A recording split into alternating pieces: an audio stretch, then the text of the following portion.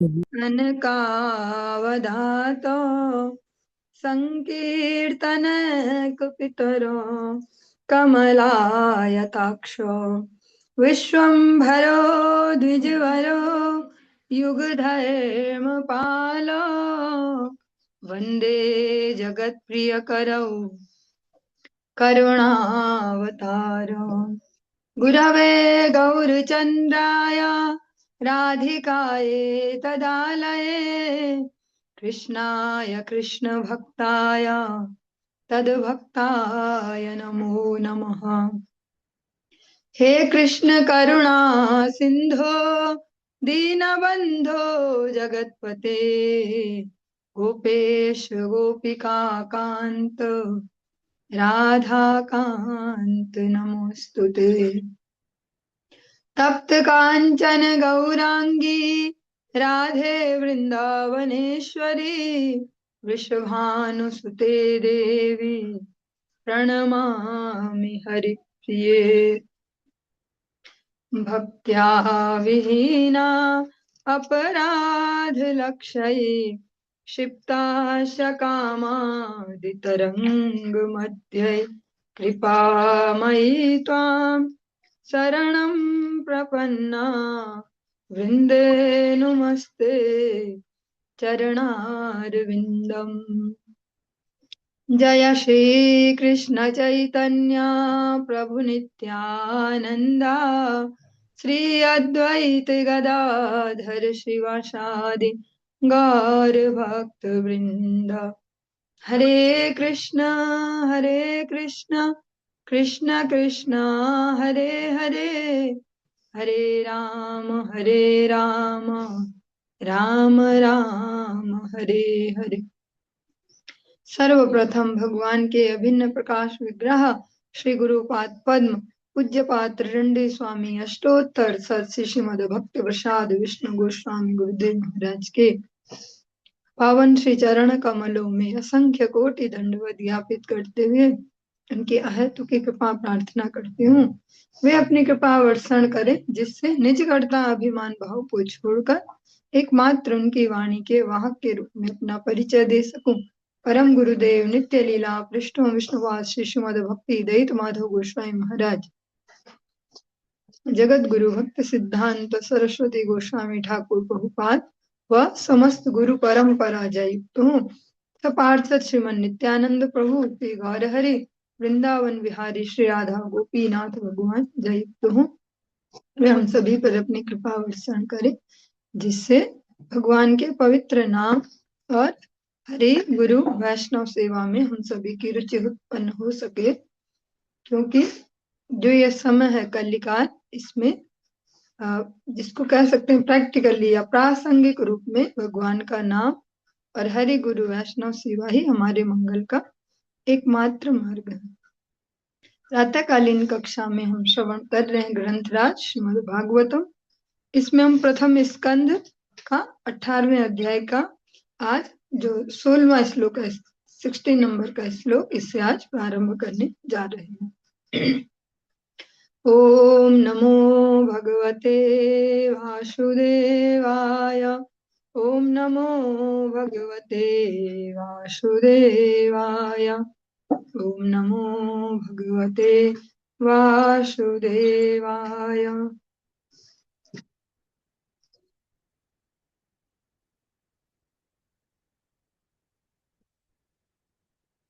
तव महाभागवतः परीक्षत् येनापवर्गाख्यमद्प्रबुद्धिः ज्ञानेन वैयासकी शब्दितेन भेजे खगेन्द्र ध्वज पाद मूलम।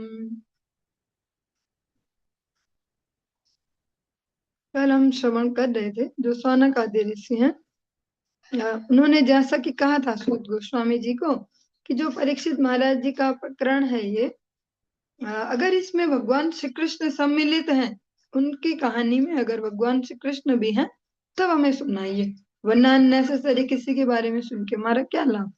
तो सूत गोस्वामी जी ने ये प्रकरण सुनाया और वो कह रहे हैं कि जैसा आप सबने बोला था तो वैसा मैंने आपको सुना दिया।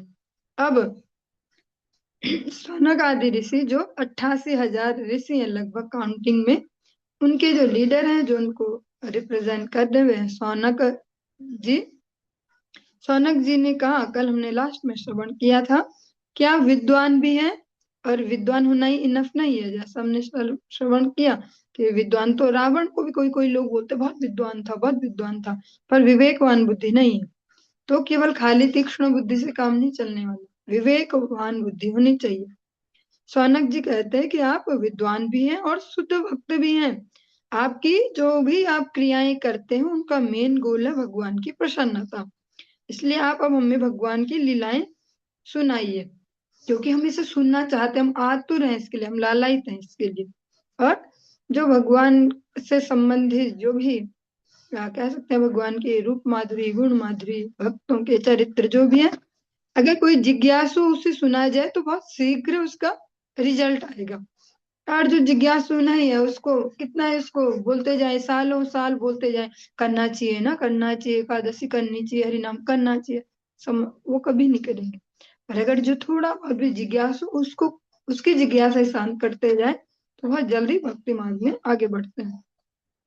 इस श्लोक में सौनक जी कह रहे हैं, हे सूत गोस्वामी, कृपा करके भगवान की उन्हीं कथाओं का वर्णन करें जिनसे महाराज परीक्षित, जिनकी बुद्धि मोक्ष पर केंद्रित थी। मतलब यहाँ मोक्ष वो वाला नहीं कहेंगे कि भगवान में मिल जाऊं मैं, और मैं ही अहम ब्रह्मास्मि, मैं ही ब्रह्म हूँ, जैसा आजकल के अलग अलग पंथों के सो कॉल्ड स्पिरिचुअल जो गुरु हैं इस प्रकार से कहते कि रामकृष्ण भी हमारे जैसे तो थे, बस महान थे, हम भी उनके जैसे बन सकते हैं। वो वाला नहीं, वो मोक्ष नहीं है यहाँ।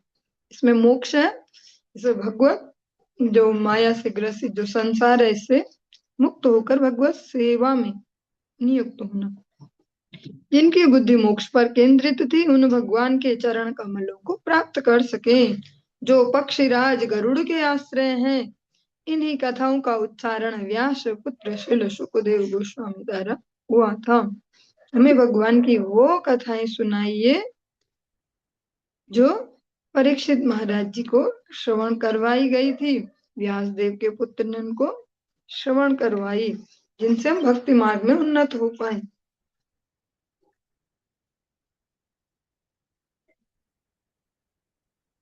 तन्नः परम पुण्यम संवृतार्थमाख्यानमत्यद्भुतयोगनिष्ठम् आख्यायनन्ताचरितोपपन्नम् पारीक्षितं भागवताभिरामम्। अतः कृपा करके हमें अनंत की कथा सुनाएं, क्योंकि वे पवित्र करने वाली तथा सर्वश्रेष्ठ हैं।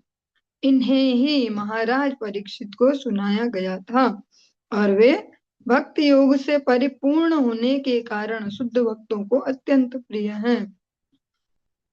भगवान की जो कथाएं हैं उनमें भक्ति योग कूट कूट के भरा है, जैसे बोलते हैं ऐसे अब पूरी तरह गीले हैं वे भक्ति योग से। जो भी उन्हें सुनता है भगवान के श्री चरणों में उसकी भक्ति उत्पन्न होती है, और वे भक्तों को अत्यंत प्रिय हैं। भक्तों को भगवान की कथाएं प्रिय होती हैं, पड़ोसियों की कथा या इधर रिश्तेदारों की कथा या सोशल मीडिया और राजनीति और अलग अलग टाइप की वो कथाएं नहीं, उन्हें केवल भगवान की ही कथाओं में आनंद आता है। भगवान भी स्वयं अपने मुख से कहते हैं कि कैसे होते मेरे भक्त, मच्चित्ता मद्गत प्राणा बोधयन्ता परस्परम कथयन्तश्च माम नित्यम तुष्यन्ति च रमन्ति च। भगवत गीता बहुत सुंदर सा ग्रंथ है, इसको जितनी ज्यादा बार हम इसको श्रवण करेंगे, पठन करेंगे, उतना और क्लियर हृदय में और भी क्लियर होते जाएगा कि ये भक्ति मार्ग अभी है क्या। हो सकता है जो प्रारंभिक स्थिति के भक्त हों उनको ये एक सत्संग के रूप में ऐसे लगता हो, जैसे समाज में बोलते हैं सत्संग ले लिया इन्होंने, गुरु बनाए, पर ये ऐसा नहीं है। ये है जीवात्मा के परमात्मा के शरण में जाने का मार्ग, जो हमारी फाइनल डेस्टिनी है, उसके लिए जोर लगाना। जैसे इस जगत में भी देखते हैं कि सभी लगे रहते हैं कि अब जो बच्चा है वो अच्छे से पढ़ेगा पढ़ेगा, मतलब बढ़िया जॉब मिले, ये फाइनल गोल है, ऐसा ऐसा अलग अलग प्रकार से। जो जीवात्मा उसका फाइनल गोल है परम भगवान की सेवा में वापस पहुंचना। तो भगवान की कथाएं इसी भक्ति योग से परिपूर्ण है। भगवान और भक्तों के चरित्र इसमें है, उनका आपसी व्यवहार, उससे अनेक अनेक प्रकार से अलग अलग एंगल से हम इस भक्ति को समझ पाते हैं। कभी समझेंगे देखो भगवान तो कितने दयालु हैं, कभी समझेंगे देखो भक्तों का कितना भगवान में ऐसे निष्ठा होती है, भगवान के दम पे कितने बड़े बड़े वो रिस्क ले पाते हैं। यहाँ पे ऐसे नहीं बोला जा रहा है, इसका इस तरीके से अर्थ नहीं होगा कि हम कोई वो लॉटरी खरीद लें या वो ठाकुर जी के दम पे ठाकुर जी हमें पाए, ऐसा वाला नहीं। मतलब हमने जीवन अपने मन प्राण तन सब न्यौछावर करके भी भक्त सेवा और भगवत सेवा में रिस्क लेते हैं, वो वाली बात कही जा रही। जगत का नहीं कि भगवान के नाम से हम तो माला करते जी, हम तो ऐसी जगह भी डालेंगे वो भी हमारा टिकट खुल जाएगा, ऐसा वो नहीं। सूत उवाच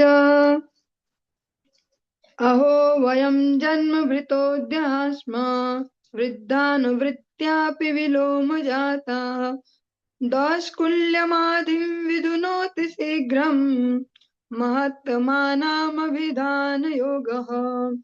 श्रील श्रुत गोस्वामी ने कहा, हे ईश्वर, यद्यपि हम मिश्र मतलब संकर जाति में उत्पन्न है, फिर भी हमें ज्ञान में उन्नत उन महापुरुषों की सेवा करने तथा उनका अनुगमन करने से ही जन्माधिकार प्राप्त हो गया। ऐसे महापुरुषों से वार्तालाप करने से मनुष्य निम्न कुल में जन्म होने के कारण उत्पन्न अवगुणों से तुरंत ही निर्मल हो जाता है। और ये भी बहुत प्रैक्टिकल श्लोक है, इसीलिए भागवत जी को कहा गया है नित्य सेव्या, निरंतर प्रतिदिन भागवत जी श्रवण करनी चाहिए। क्योंकि प्रतिदिन हम अपने जीवन के कितने कितने युद्धों से गुजरते हैं, इमोशनल युद्ध चल रहे हैं और अलग अलग प्रकार के चल रहे, कभी हमारा ईगो हर्ट हो जा रहा है, कभी हम किसी का कर रहे हैं, शारीरिक मानसिक सब कितना कुछ चलता है। इसलिए भागवत जी निरंतर श्रवण करना परम आवश्यक है। कब कहाँ से कौन सी टिप्स मिल जाए और उसके आधार पे वो पूरा दिन हमारा सही से गुजर जाए। सूत गोस्वामी जी हैं, अगर हम उन्हें वर्णाश्रम पद्धति ऐसे संसारिक हिसाब से देखें तो वे कोई ब्राह्मण कुल में उनको जन्म नहीं मिला है, वो उनको चौथा जो वर्ण है शूद्र कुल में उनको जन्म मिला है। लेकिन वो भी यहाँ पे स्वीकार कर रहे हैं दैन्यता से, वे भी ऐसे नहीं है कि किसी को तो पता ही नहीं है और मैं हवा में और बहुत बड़ा महाराज जी और ऐसा, अभी यहाँ पे यही स्वीकार करते हुए भी इसको समझते हुए आगे बढ़ रहे हैं। कहते हैं कि मैं ऐसा तो नहीं हूँ, कोई उन्नत मुझे वर्ण नहीं मिला ऐसे सांसारिक रूप से जन्म वाला, और जो शरीर मिला है उसके साथ उसके कुछ ड्रॉबैक्स भी होते हैं। हर एक वर्ण के कुछ कह सकते हैं एबिलिटी है, कुछ ड्रॉबैक्स है, कुछ ऐसा चलता है। तो कह रहे हैं निम्न कुल में जो होने वाले जो अवगुण मुझे मिलते वो मेरे पास अब नहीं है। क्यों नहीं है? क्योंकि मैंने भक्तों की संगति की, उनकी सेवा की और उनके जो बताए मार्ग है उन पे चला, तो मुझे अधिकार प्राप्त हुआ, उच्च अधिकार प्राप्त हो गया। जो जन्म के जो दोष थे वर्ण वाले वो सब मिट गए। और ये बहुत ही प्रासंगिक है, ये प्रत्येक मनुष्य के लिए, वो उच्च वर्ण में हो निम्न है, सबके लिए श्रवण करने के लिए है कि अगर हम ठीक से अनुगत्य करते हैं भक्तों का, स्पेशली यही कहा जाएगा, कल गुरुदेव भी कथा में कह रहे थे, अगर जिन्होंने ध्यान से सुना हो, भक्तों का जो अनुगत्य वो बहुत ज्यादा जरूरी है, क्योंकि वो हमें प्रैक्टिकली समझा पाएंगे। अनेक बार हम एग्जाम्पल ऐसे सुनते भी है ना कि कोई अगर किसी मार्ग से के गुजरा हो, किसी रोड से, उससे पूछे कि कैसे कैसे जाना है, तो हमें बहुत अच्छे से बता पाएगा। आप बाहर निकलोगे थोड़ा चलोगे, एक ना रोड में ना बड़ा सा बैरियर वो सब बना होगा, वो जो रोड में स्टॉपर टाइप के जो लगे होते हैं ऐसे स्पीड ब्रेकर, तो वो बता पाएगा आगे ना ऐसा मोड़ आने वाला है, आगे ना वहाँ पे बहुत सारे कुत्ते बैठे रहते हैं, वहां पे ऐसा बहुत सारी भीड़ भाड़ मिलेगी, वो अच्छे से बता पाएगा। तो हमारा फिर उसमें टाइम नहीं जाएगा, क्योंकि जो नेक्स्ट नेक्स्ट जनरेशन आ रही है उन पे उतना समय भी नहीं है, उतनी बुद्धि भी नहीं है और उतना धैर्य भी नहीं है, सहनशीलता भी नहीं है। इसलिए उनके लिए और अधिक जरूरी होते जा रहा है अनुगत्य, ताकि उनको और जल्दी भी पाना है, अपना लक्ष्य भी है, क्योंकि टाइम तो पता ही नहीं कितना। तो अगर वो ऊपर वालों से गाइडेंस लेते चले भक्तानुगत्य में, तो बहुत इजीली बहुत जल्दी उसको उपलब्ध कर सकते हैं, जो उनके श्रेष्ठ जनों ने समय लगा के किया उनके। और यही फायदा भी अनुगत्य का, जैसे संसार में भी हम देखते हैं कोई ईमानदारी से आज्ञाकारी बालक बालिका जो भी हो, फ्री में माता पिता की संपत्ति मिल जाती है, जिसके लिए बोलते हमने रात दिन एक किया था, खून पसीना एक किया था, ऐसा ऐसा, वो वाला मिल जाता है, क्योंकि उन्होंने अनुगत्य लिया ठीक से। ऐसे ही जो गुरु वैष्णव चरणों में ईमानदारी से सरेंडर करते हैं, उनको जल्दी जल्दी भक्ति राज्य की संपत्ति मिलते जाती है। वो समझ पाएंगे कि दैन्यता का क्या लाभ है, सहनशीलता का क्या लाभ है, सहनशीलता बोलते किसको, कहाँ पे वो कैसे अप्लाई करनी है, एप्लीकेबल फॉर्मूले मिल पाएंगे, मतलब प्रासंगिक जो सच में काम आते हैं। केवल ऐसे नहीं कि हाँ भगवान बहुत महान है, भजन करना चाहिए और हो गया, तो इतने में समझ में क्या आएगा, ये तो 2 लाइन हो गई। पर उस भजन को कैसे करना और भगवान कितने महान है उसको प्रैक्टिकली समझ पाते हैं। सुध गोस्वामी जी कह रहे हैं, वर्ण तो मेरा निम्न था, जन्म मुझे निम्न मिला, और भक्तों की संगति से, उनके अनुगत्य से अधिकार उन्नत हो गया।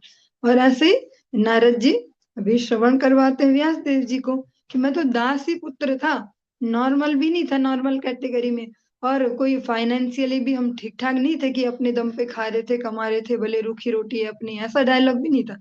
मेरी माँ एक दास ही थी, लोगों के घर में काम करती थी, जैसे हम आजकल होते काम वाली, ऐसे। तो काम वाली थी मेरी माँ, ऐसे लोगों के घर में कुछ बर्तन मांज दो, कुछ साफ सफाई, तब खाने पीने को भी मिलता था। कैसे भी हम ठीक नहीं थे, लेकिन संतों का जो सानिध्य प्राप्त हुआ, और जो बिना अपना ईगो बढ़ाए और दैन्यता से जो सेवा की, और जैसे कुछ भी बोल दे छोटे बच्चे को, ऐसा कर दो बेटा, वैसा कर दो, और उच्छिष्ट प्रसाद पाया, जो उच्छिष्ट प्रसाद है उसके अत्यंत, मतलब रॉकेट जैसा, वो तुरंत हमारी उन्नति करता है ऐसे। पर उसके भी लेने के तरीके ये नहीं कि आप सुन दिया कि उच्छिष्ट तो मारा मारी मत जाए, दे दो दे दो।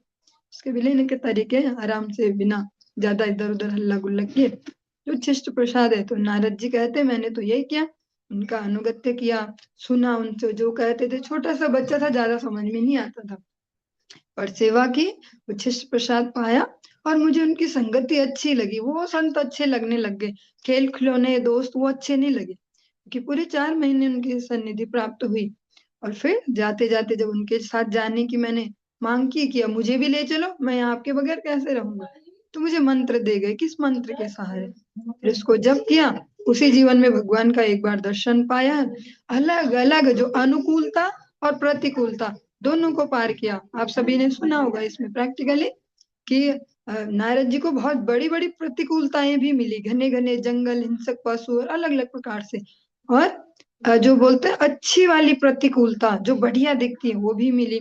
बहुत सारे फल फूल के उद्यान, बाग बगीचे, सोने के लिए बढ़िया घास वाले मैदान, और सोने के पहाड़, चांदी के पहाड़, ये सब भी मिले। वे कहीं नहीं रुके, ना प्रतिकूलता में ना अति अनुकूलता में।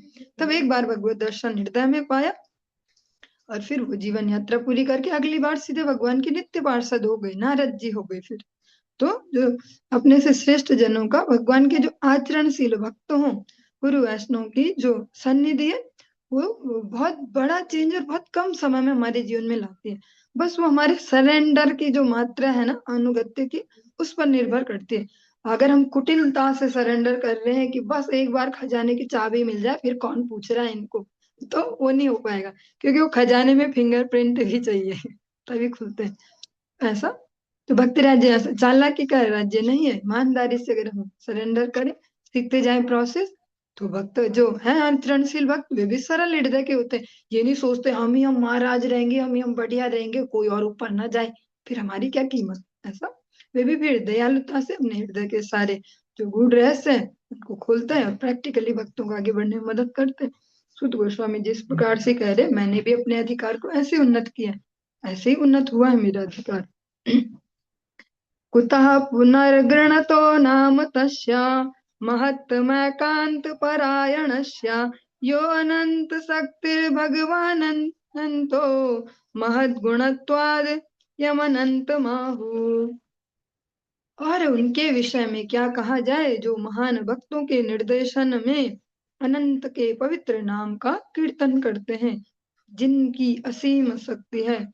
भगवान जो शक्ति में असीम तथा गुणों में दिव्य हैं, वे अनंत कहलाते हैं। ये भी भगवान का ही एक नाम है। सुत गोस्वामी जी कह रहे हैं कि मैं तो एक निम्न वर्ण में उत्पन्न हुआ, फिर भी इतना उन्नत अधिकार प्राप्त किया, तो फिर भला उनके भाग्यों का क्या कहा जाए, जो सच में ही भगवान का नाम जप करते हैं, भगवान का गुणानुवाद करते हैं, कीर्तन करते हैं, उन भक्तों का फिर क्या कहना। इस प्रकार से एतावतालं ननु सूचितेन गुणैरसाम्यानतिशायनस्य हित्वेतरान् प्रार्थयतो विभूतिर्यस्यां घृणे रेणुं जुषते न भीप्सोः। अब यह निश्चित हो गया है कि वे भगवान अनंत हैं और उनके तुल्य कोई भी नहीं है। फल स्वरूप उनके विषय में कोई भी पर्याप्त रूप से कह नहीं सकता। बड़े बड़े देवता भी स्तुतियों के द्वारा जिस लक्ष्मी देवी की कृपा प्राप्त नहीं कर पाते, वही देवी भगवान की सेवा करती हैं, यद्यपि भगवान ऐसी सेवा के लिए अनिच्छुक रहते हैं। ये जो श्लोक है, इसको अगर ठीक से पकड़ पाएंगे तो स्पीड से दौड़ पाएंगे भक्ति राज्य में। कैसे? हमको लगता है कि शायद मनुष्यों को ही लक्ष्मी चाहिए, मनुष्य ही करते हैं लक्ष्मी जी वाला व्रत, और ऐसे लक्ष्मी जी आ जाए, लक्ष्मी आ जाए, ऐसे देवता भी करते हैं लक्ष्मी जी की उपासना। उनको भी भौतिक वैभव ज्यादा चाहिए, बना रहे, ये नीचे न गिर जाए, ऐसे बहुत बढ़िया बढ़िया। लेकिन सुत गोस्वामी जी कह रहे सीक्रेट ये है कि जिन लक्ष्मी जी के लिए सारी दुनिया मरती रहती है कि लक्ष्मी जी मिलती, वो भगवान की सेवा में लगी रहती है रात दिन एक करके। और इससे मजेदार बात ये है कि भगवान को कोई इच्छा नहीं है कि लक्ष्मी मेरी सेवा करे, चलो ऐसे ऐसे करके रखते हैं, नेग्लेक्ट करके। ऐसा श्रवण करेंगे हम जब प्रसंग आएगा। जो चतुष्सन है, वे जब वैकुंठ गए, जय विजय को जो श्राप मिला, उस प्रसंग में हम इसको श्रवण करेंगे कि वो भी कह रहे हैं, अरे आप हमें घुमा रहे हो, आप हमारी स्तुतियां कर रहे हो, आप तो ब्राह्मण देवता इतने बड़े चतुष्सन ऐसे ऐसे। हम सब समझते हैं, आप तो वो कि लक्ष्मी जितना मर मर के आपकी सेवा करते रहो, आप उन्हें, जैसे हम जगत में एक लोकल सा शब्द बोलते हैं ना, घास ना डालना, आप घास नहीं डालते, उनको पूछते भी नहीं ऐसे, और लक्ष्मी जी बेचारी लगी रहती घिस घिस के। तो इसको अगर समझ पाएंगे तो अनन्यता बढ़ जाएगी भगवान में, कि चालाक तो वही है ना जो फटक से सीक्रेट पकड़ ले। एक है कि 10 साल में करोड़पति बना है, और एक है जो 5 में ही बन गया। एक है कि जो उसमें से भी उसकी भी टीचिंग समझ के और 1-2 साल में ही बन जाए। तो सब लक्ष्मी जी के लिए भाग रहे हैं, लक्ष्मी जी भगवान के लिए भाग रहे हैं, भगवान उनको भी नेग्लेक्ट करते हैं, भगवान भक्तों के लिए भाग रहे हैं। तो हम क्यों ना भक्तों के चरण पकड़ ले सीधे, हम तो सबसे ज्यादा बुद्धिमान हो जाएंगे फिर। तो उससे फिर हम जल्दी भक्ति राज्य में आगे बढ़ पाएंगे।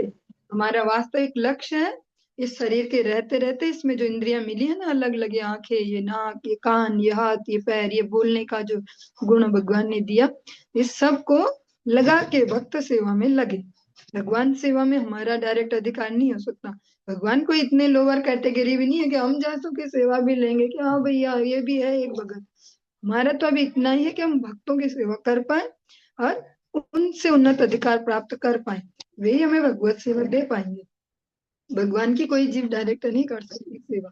भगवान के जो अनुगत जन है, गुरु वैष्णव है, ऐसे शुद्ध भक्त जो है, आचरणशील भक्त, उनको अगर प्रसन्न कर लिया हमने, तब अधिकार उन्नत होता है। इस प्रकार से तो बहुत सारा है अगर समझ पाए, अगर अपनी कुटिलता छोड़ पाए, ईगो छोड़ पाए, तो बहुत इजी है भक्ति राज्य। वरना बहुत मुश्किल भी है, फिर घूमते रह जाएंगे, अपने दम पे जोर लगाएंगे, शायद ऐसा करने से होता होगा, शायद 1 लाख जप करने से होता होगा, शायद ज्यादा रुपया पैसा खर्च करने से होता होगा, शायद इससे उससे।